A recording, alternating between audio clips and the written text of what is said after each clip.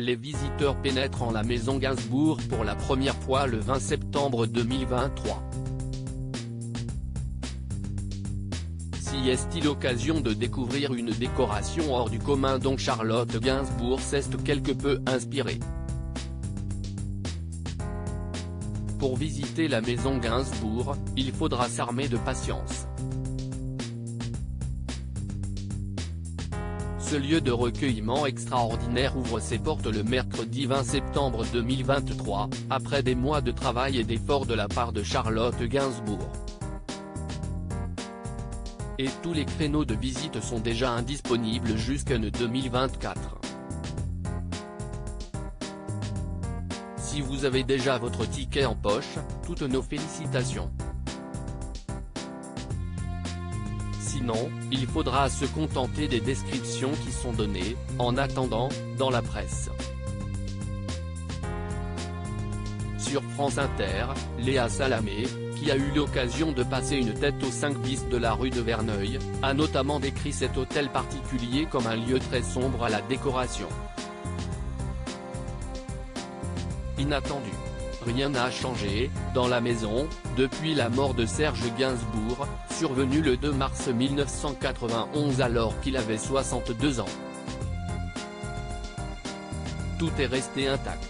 La première pièce que les visiteurs traversent, si est le salon dans lequel le chanteur invitait tout le monde. Ce salon dans lequel on retrouve une multitude d'objets insolites, dont certains effrayaient Charlotte Gainsbourg et sa sœur Kate Barry quand elles étaient petites, mais aussi des disques d'or, 2 pianos, des titres de presse d'époque, parfois accrochés au mur. Ainsi que de nombreuses photographies de femmes aimées par Serge Gainsbourg, souvent nues, souvent zoomées au niveau des fesses. J'ai toujours trouvé ça très beau, a assuré Charlotte Gainsbourg sur France Inter, le 20 septembre 2023. Ça ne m'a jamais interloqué. J'ai fait pareil chez moi et mes enfants m'ont dit, quand même, tu peux pas cacher ça? J'ai compris que ça pouvait être gênant.